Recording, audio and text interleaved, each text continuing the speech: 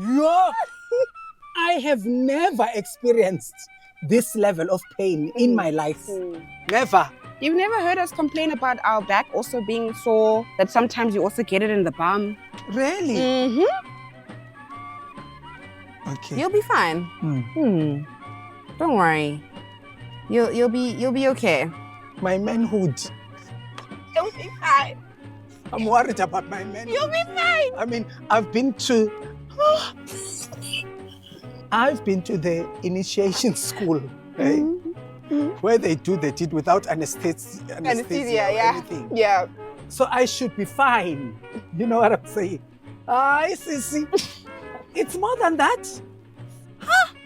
And mind you, this is one symptom of many. Remember, because there's the bleeding, then there's the bloating, then there's the mood swings. Yes. How do you feel? More. Ministerial greetings. Welcome back to Cramping My Style, the show where we turn period pain into power and banter into breakthroughs.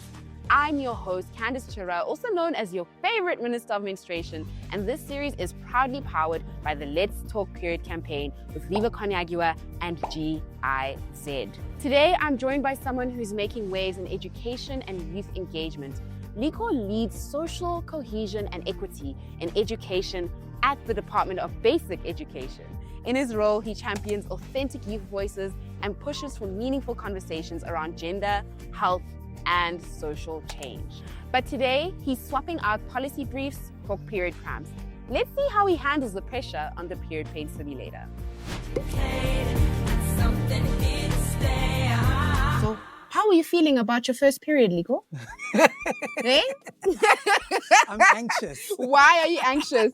You know what? It's so strange because I was talking to my 10-year-old daughter who has not yet menstruated. Oh, wow. Okay. And so every time when I talk to her about menstruation, she gets so nervous and she panics. And I'm like, no, but it's a fact of life. And now look at me. Yeah. And now you're like, I'm nervous. But it's good that you are a present father preparing her for these conversations. But I think after this experience, you'll probably be like, okay, you're going to take it seriously. Yeah. Okay. I'm going to put you up on level 5 to get you started. Okay. Level 5, you don't feel anything. It's light. Okay. You know? Yeah, I can hear, I can feel the tingle. You can hear the tingle? No, it's fine. All right. So for those that don't know, you work at the Department of Basic Education. You're focusing on social cohesion and equity. What inspired you to step into this role? And what does equity in education mean to you personally? You know, it actually was by chance that I found myself in this function at the Department of Basic Education. Okay.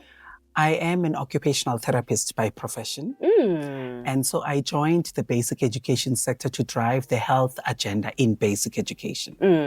But then through the work experience, I found myself then landing in social cohesion because social cohesion and equity was about just ensuring that there is transformation in basic education and that we're able to deal with discrimination matters and prejudice matters in basic education. So the gender empowerment, gender equity aspect of it is also in my portfolio. So it was about ensuring that young boys, young girls, but also children with diverse sexual and gender identities are all taken care of by our system.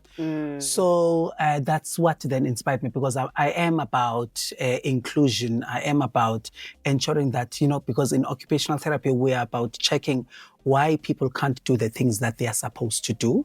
And so what needs to shift, what needs to change to enable people to do what they're supposed to do. Wow. So what I do is literally occupational therapy, but not at an individual therapy level, but more at a systemic and policy level. But what personally inspired you to do this? Because like when you were maybe 10 years old, did you see yourself working for the Department of Basic Education? Like what did you want to be when you were older?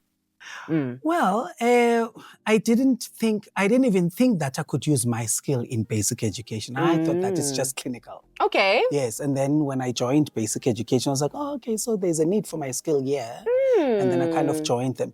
And what inspired me really was the fact that I mean, I've had my own fair share of being in environments that were not embracing of the diversity that I was bringing. I mean, I was in a multiracial school, you know, a heteronormative school, you know, all of those things. Also, I went to school when I was 4. I was at 16 at varsity. Wow. And stuff. So I've also experienced ageism. You know, to this date, you know, you have people that say, Likho is young, his time will still come when it's time for opportunities to be obtained. They're like, oh, but you still have time. We can start with other people. So you do experience it quite a lot. So I've got my own personal experiences of prejudice and discrimination. And I thought that I needed to... You needed to ensure that other young people don't have to go through what you went through, which is incredible. That's inspiring. Okay, how are you feeling about going to level 10? You ready? Okay, let's go. Let's go. We're going to go up. Don't worry. Like I said, from level 15. Oh my gosh. Yes. I can feel the tingling. Yes. So is this level 5, you heard it, now you're feeling it. It's fine. Okay. Hey. So, South Africa has a young population that's incredibly vocal about change. From your perspective, what gives you hope about the way today's youth engage with issues like gender and health?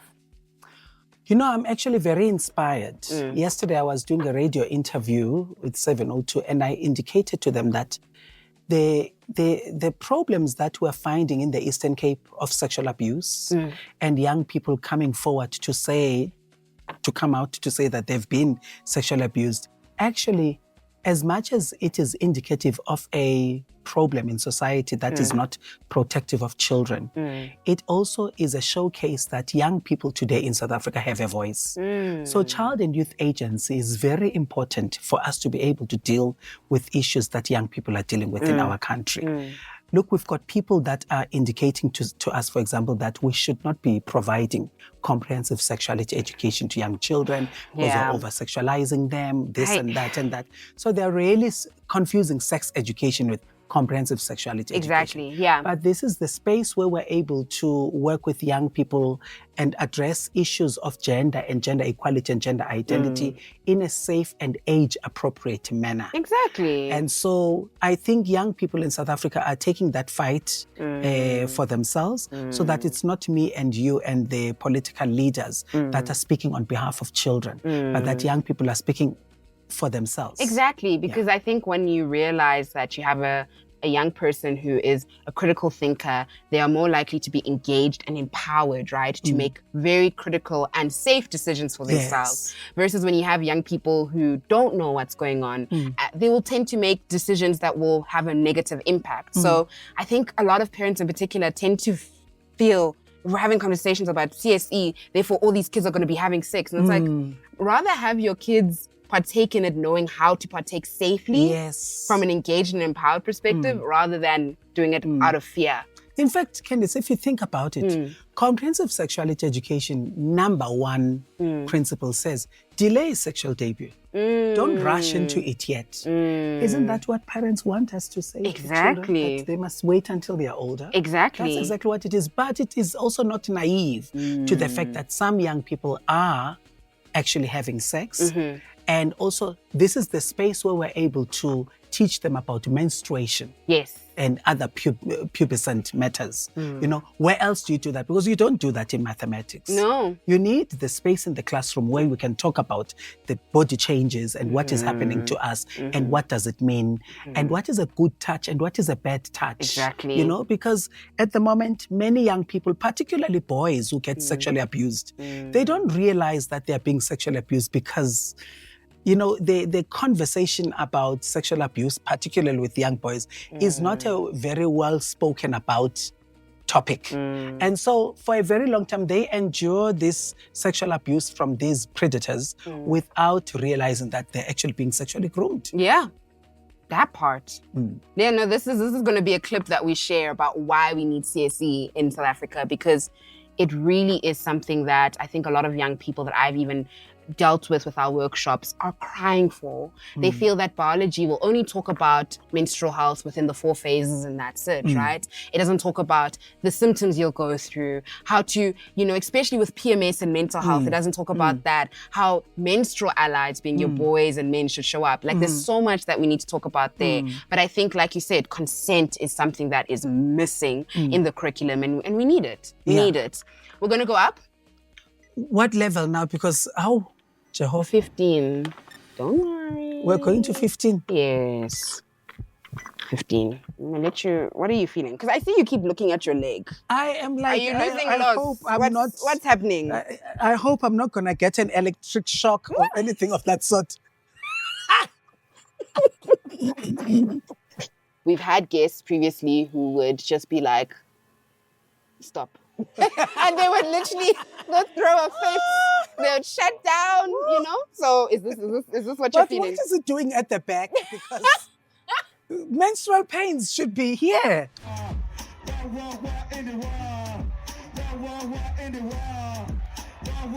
What are they doing at the back? They also at the back. Also in the butt. It's bad. Really? Yes. I'm not lying. I wish I was gosh. lying. But I too experienced that back pain and booty pain at the same time. Next question. So the Department of Basic Education has been involved in programs to tackle period poverty, like distributing pads in schools. From your point of view, what progress have we made so far? And where do you think we still need to improve? Sure. So I think what we've done, we have been able to provide access to menstrual products to children who others would not have been able to access these products. And we've also normalized the conversation about the fact of life, which is menstruation, because these conversations are now happening in class. They're also happening outside of the classroom. I think more than ever today, young men and boys do actually talk about menstruation and they do sympathize with their female counterparts. What we have not been able to do is what we had promised the country to do, which was universal access. Because with the resources that we have, we are only able to really just target the most neediest of the needy, right? But that was not the initial call. Yeah. The initial call was that let's make universal access in the same way that we're able to make universal access to condoms. That's what they were saying. So let's make universal access to menstrual products as well. Have not been able to achieve that. If you listen to the Department of Women, Youth and Persons with Disabilities, when they explain why we have not been able to reach it, you realize that 5 years down the line, we are still sitting at 50% of a budget that is needed to be able to provide that universal access. Lusana, the one at the back though, why is it moving fast? This one. It was saying the budget. What are you saying about the budget? Yes, that is what is happening. But also, I think what we have not been able to do is to consolidate the space, the donor funding space. The donor funding space for HIV is so coordinated and so structured right now that whatever you bring into the bucket from wherever you are into the country, it will be coordinated and there will be a way of doing it. And I think most recently with GBV, we're able to do that now since the presidency decided to lead on this. Okay. But for menstrual health and sanitary dignity, it's so disparate to a point where there are so many other people who, if you look at the budget that we have and the budget that is used by the collective of donor funders and partners and corporate people, they can actually match this budget. That is a deficit. Okay. Only if we were able to coordinate it nicely and we've got the similar kind of mechanism that we have for HIV and GBV, so that we're able to then bring together these funding sources and then we can say we can provide universal access. And do you not think it's maybe the way we are sort of talking about menstrual health or period poverty rather? I think the reason why we saw the coordination of funding and prioritization of HIV and AIDS is because it was classified as a pandemic or an epidemic, right? Whereas period poverty, I think people with their own taboos and stigma think it's your own individual problem. It's a girl and woman's issue only. Sure. And therefore, it should just be women and girls who solve it. But we're not sort of packaging it as a crisis, as a human rights crisis. And I think that's the pressure that perhaps the departments need to do, and saying we need to now start having conversations about how this is a human rights issue. Hey! Yay! My brother at the back. Yes! How? Working hard, because it's an agreement. And I haven't forgotten. Agua. This one at the back, I think there's something wrong. It's not dysfunctional. What do you mean? What are you feeling? The one at the back is very strong. This one in front is like, okay, we'll give you a break. Yeah. Jehovah. Oh, Jehovah. Do you need water? Please understand that whilst maybe water will make it worse. No water and electricity. Please also understand that your female colleagues, your menstruating colleagues, go through this every single month. At the back? So, yes. So you're doing this in solidarity of them. Think about how they have to go to meetings, they have to go to, and they schools, sit through it. And they sit through it. So you're sitting through it in solidarity. Do you need me to repeat what the question? level is this? This is 20.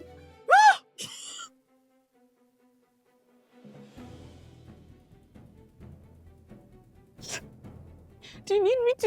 You need to tell me. So painkillers don't work now? They do. I mean, it depends. Like, painkillers should work if you have primary dysmenorrhea, right? Okay. But then when painkillers don't work, then it means you have secondary dysmenorrhea. So that's endometriosis, PCOS, Hey, I'm not even hearing what you're saying. Okay, answer my question. What is How do we get men?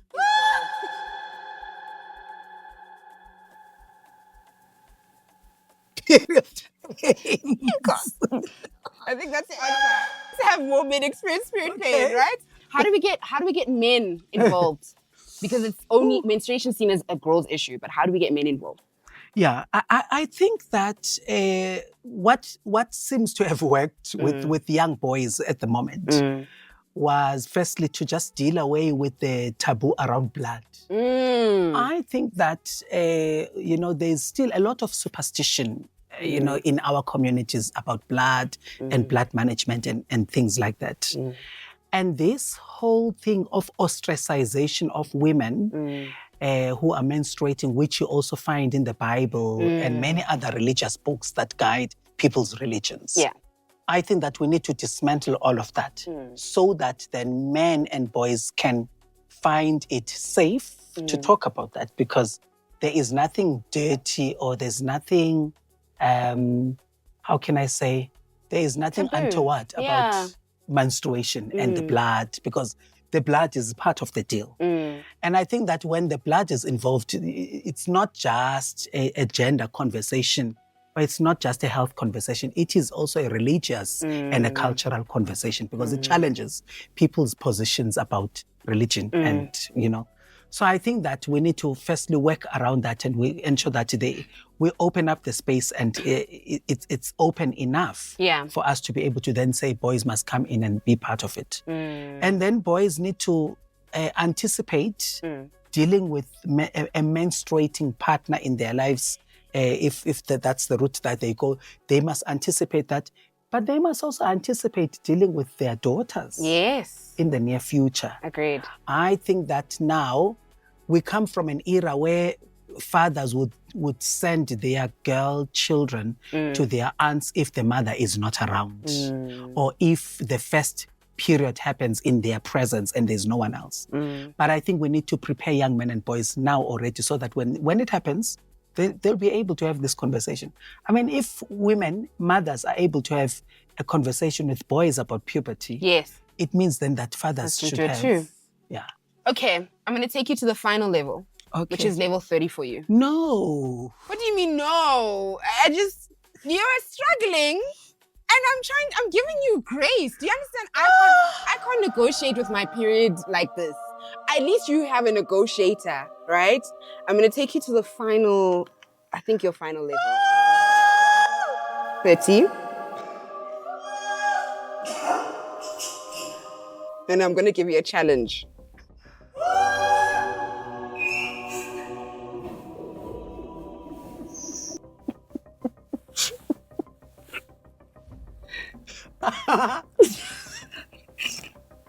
I have never experienced so much pain in my life.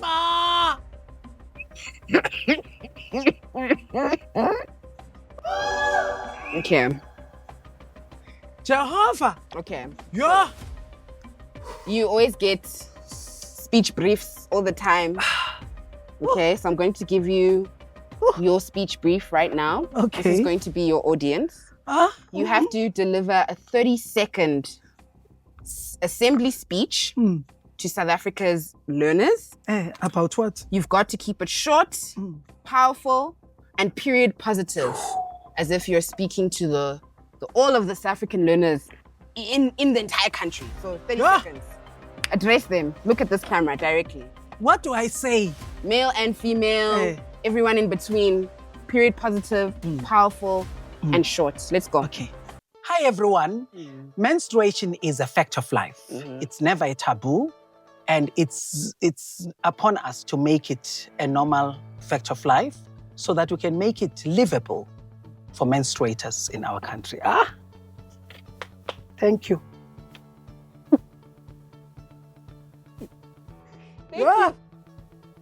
Remove these things. It's a wrap. And that's the school bell on today's episode of Cramping My Style. Big thanks to Likho for joining us, sharing his passion, and showing us that even the Department of Basic Education can't escape the cramps. This show is about more than laughs. It's about breaking stigma and making sure education is a space where everyone feels seen, respected, and supported. Shout out to Viva and GIZ for powering the Let's Talk Period campaign. And remember, you can get involved too. Visit the campaign page, donate to support menstrual health access, and most importantly, talk, share, tag your people, especially the educators and learners. This is all for your homework, don't forget. Let's keep building schools and communities where period talk is normal, not taboo. It's time the world talked about it. And that's on what? Period.